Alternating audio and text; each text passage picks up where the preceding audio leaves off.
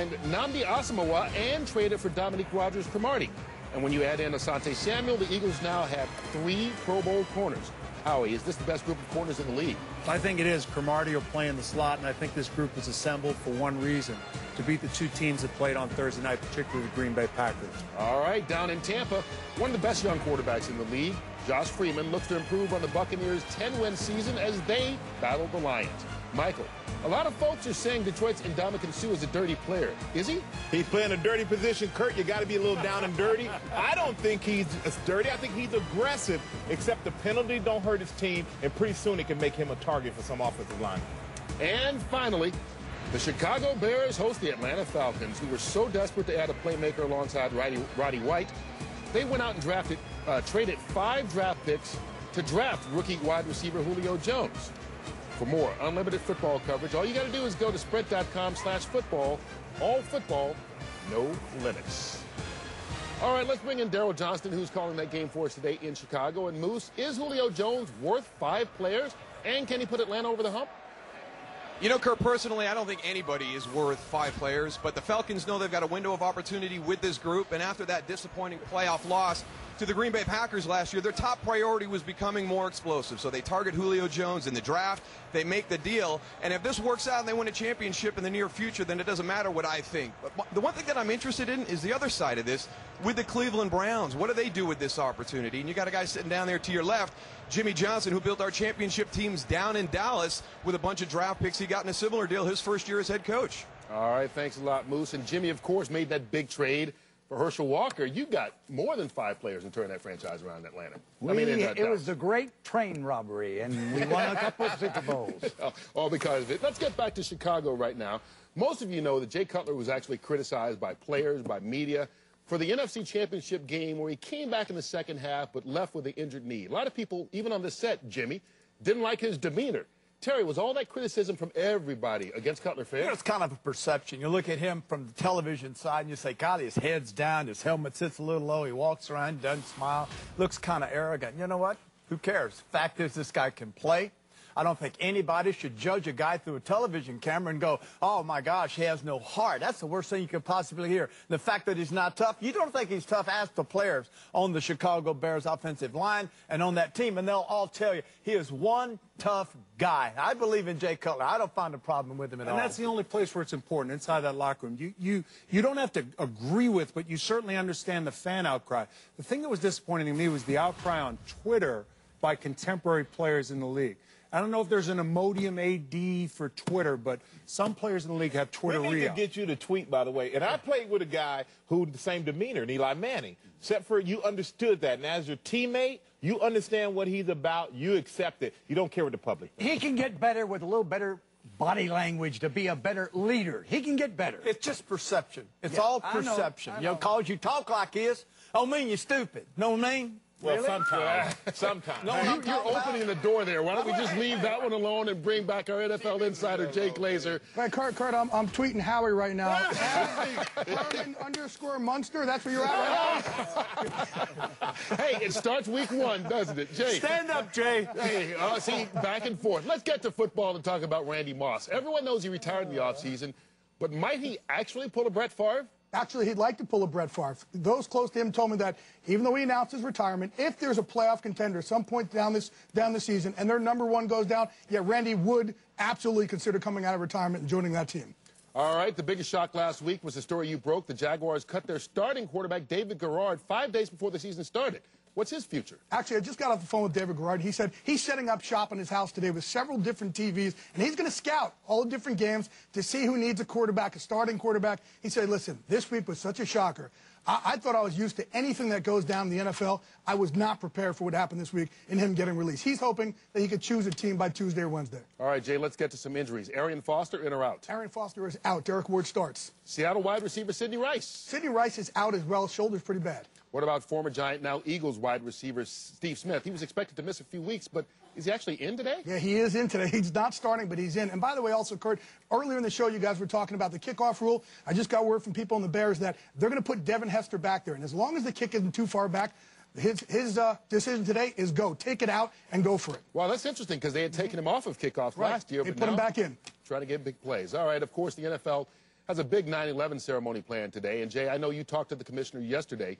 Does he have anything special planned? Actually, he's doing something that I don't think has ever been done before. I talked to Commissioner Goodell yesterday, and he said to me he's going to actually hit 3 games today, all the teams affected directly by 9/11. He's going to go to Baltimore for that Steelers-Ravens game, then go over to the Giants-Redskins game, and then hop up to New York for the Cowboys and Jets. He just wants to honor everybody there. All right, good job by the commissioner. Good job by you as always, Jay. Thank you, pal. All right.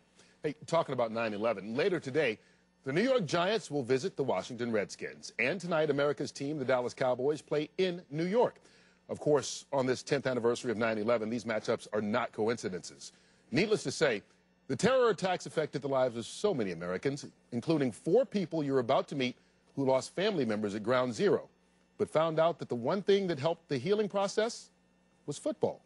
My name is George Coughlin, and on September 11th, 2001, I lost my younger brother, Sergeant John Coughlin of the New York Police Department. My name is Eleni Kasoulis. My younger sister, Danielle Kasoulis, was killed on September 11th.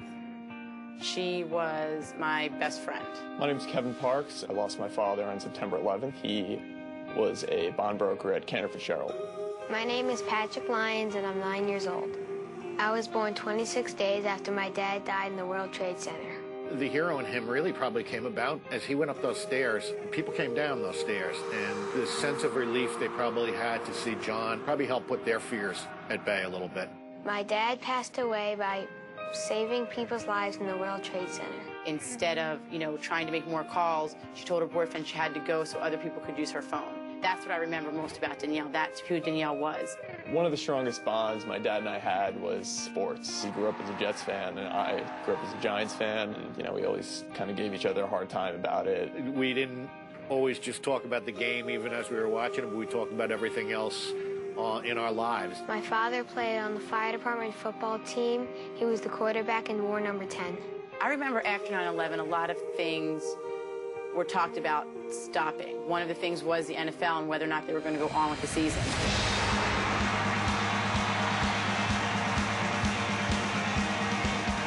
I did think it was a very good thing that the NFL came back and played. It was an emotional day, not just for the players, but for all of us watching. It's such an American game. I think it was very symbolic that they were back playing as soon as possible. I think it definitely helped me. Danielle would have wanted people not to stop living, but to continue to live and to continue to do the things they love.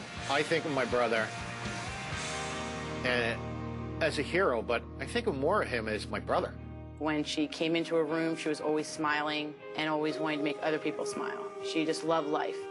You have a lot of memories about different things, and this time of year, you think of what you're used to doing. And with my father, it was, in the fall, we'd watch football, we'd play football. One reason I love the NFL is because my dad loved the NFL. Michael, I think a lot of those people are proving this can be a solemn day. It doesn't have to be a sad day because football and sports has a way, they'll never replace the loved ones that are lost, but it has a way of helping people continue to live. Yeah, and as you know, the next weekend, we didn't play football. And actually, at the Giants, and we went down to Ground Zero and had a chance to see the firefighters, the emergency workers, see everybody really worked. They were exhausted, they're tired, and they're asking us about football, which really showed what it meant for them and how much of a distraction we could be to get them away from something so horrific. And our practice field, you could see the Twin Towers, and they were no longer there. But we always knew that was a reminder that, hey, what we're doing here means a lot to a lot of people, so give it everything we have. And appreciate every day that you can. And we here at Fox Sports would also like to pay tribute to one of our own, former cameraman Tom Pecorelli. 10 years ago, Tom was in Boston on his way home to see his pregnant wife and boarded American Flight 11. That was the plane that hit the North Tower. For everyone here at Fox Sports, our love and thoughts go out to Tom's family. He would have been a great father.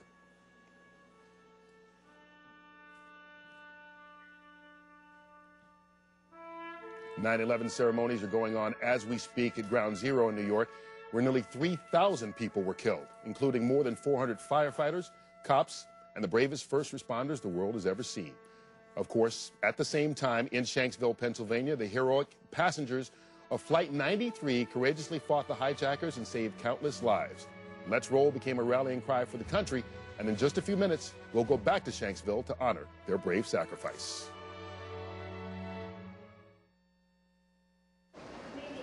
Hey, host, what you looking at? The game? Boy done lost his mind.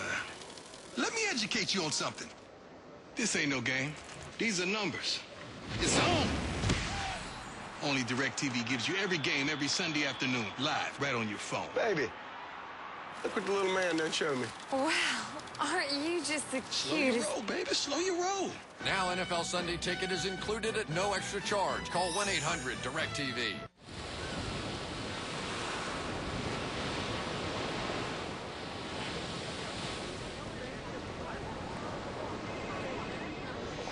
Sorry, I couldn't get away. You can now.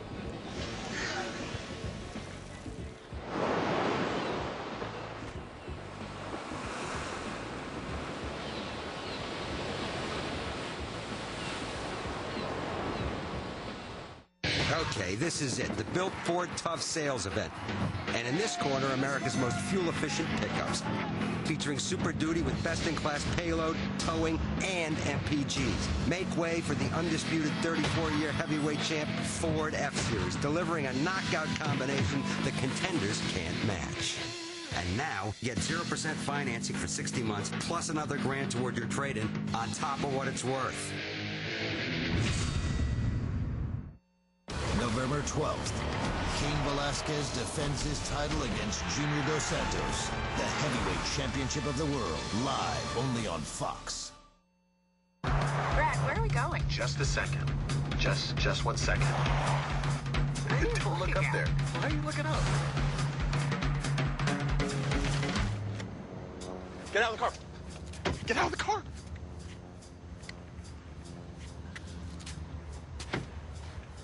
Are you okay?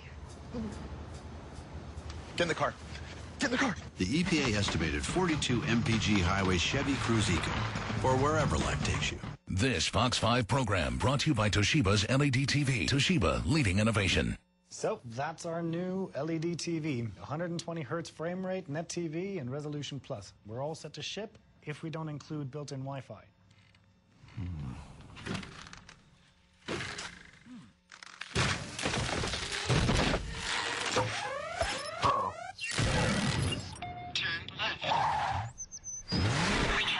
No.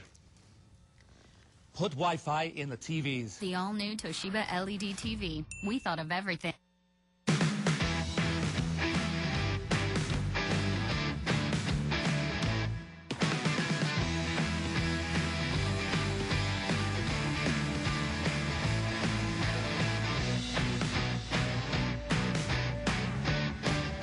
Introducing the 2012 Kia Sorento, with up to 32 miles per gallon and more features than ever before. And right now, lease the 2012 Sorento for $249 a month. Let's go. It's time to get it, baby. How we gonna play? How we gonna play? How we gonna eat? How we gonna eat? How we gonna eat? What we gonna do? What we gonna do? What we gonna do? What we gonna do? What we gonna do? What we gonna do? There we go. And those are just a few of the players getting ready for our early games, which are less than 30 minutes from right now. Then later today, in part 2 of our Fox NFL Sunday doubleheader, some of you will see Donovan McNabb's debut with the Minnesota Vikings as they take on the San Diego Chargers. Others will watch the Giants against their division rival Redskins, Jim Harbaugh's head coaching debut as his 49ers host Seattle, or Cam Newton's first game for Carolina against Kevin Kolb and the Cardinals. That's coming up later on today. And, you know, in that matchup, Kevin Kolb's a young guy, new team in Arizona. Obviously, Cam Newton, his first NFL game. Which guy do you think will have most long-term success in their careers with their new teams? I'm not a Newton fan. I thought not at all. No, not at all. I didn't like him in college. He's technically, as a quarterback, as far as I'm concerned, he's behind Michael Vick coming out of college. And I thought that Marty Herney.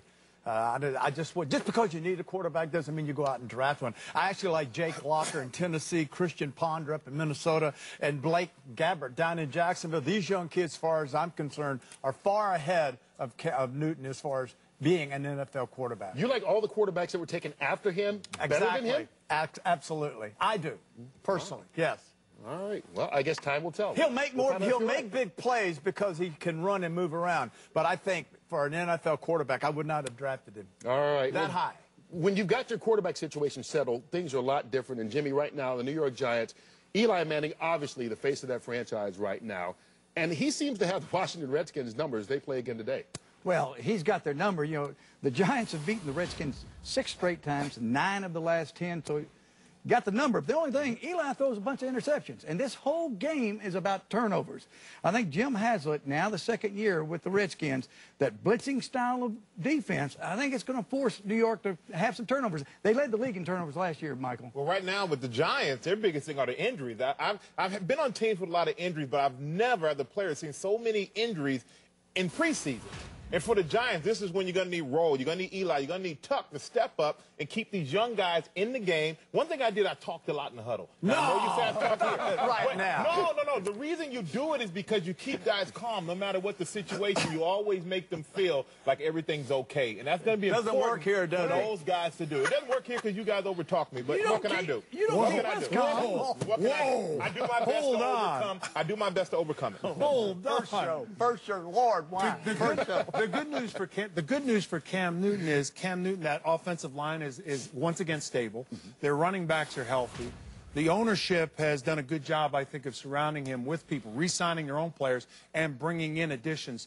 I think he has a shot at being successful this year. I really do. I see what you're saying. Technically, I'm not saying he's a dynamic you know what player. I can't wait for? I can't wait for one of these players like Cam Newton, like Tebow, who everyone says they can't do it because of what they did in college. I can't wait for that one guy to prove everybody wrong. Or that one coach to come in and say, let me try and coach him like he was coached in college. Yeah, exactly. That may make a difference. All right. Time now, though, for you guys to actually put it on the line and pick today's games. And, of course, we always start with funny man Frank Caliendo. As most of you know, Frank makes his appearance each and every week here on tape. And as you're about to see, there's a good reason for that.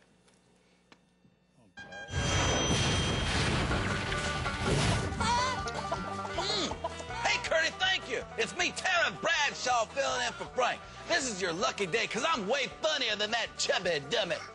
Thankfully, football's back, so Joe Buck can put on a fancy suit, gel up his hair, and once again entertain an adoring audience. But enough about Troy Aikman. Oh, I nailed them both on that one. Now, I spent the summer on my farm. I love it down here. We grow everything on my farm, except hair. Ooh, that hurt myself. By the way, say hello to my best friend in the world, Kurt Godefeet. He's won Best in Show 3 times running, making him already 10 times more famous than the real Kurt. I love these jokes. I'm kidding. I love Kurt Menefee. In fact, he visited the farm earlier this summer. Oh, and here's another friend.